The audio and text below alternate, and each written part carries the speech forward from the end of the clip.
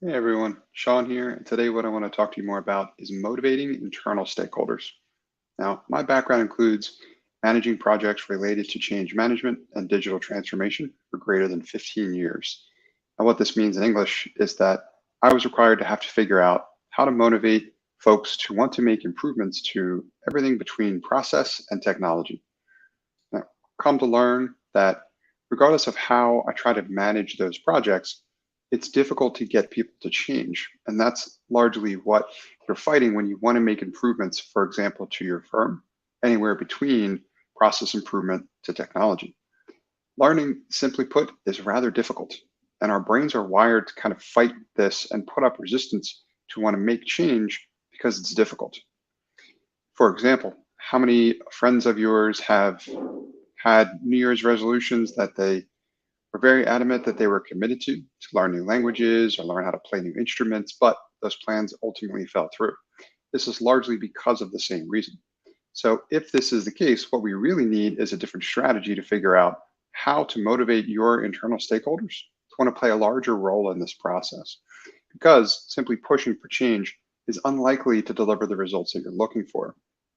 When I was doing this work for a long time, what I realized was even if I was able to push change through, ultimately it wouldn't stick or it wouldn't be very effective because if the team wasn't internally motivated to want to adopt and own whatever improvement it was that we were making, it would inevitably fail anyway.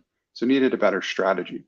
Now, what I would recommend and what ended up working was to figure out how to map the internal problems for stakeholders that I needed to adopt this process to solutions for those problems for them.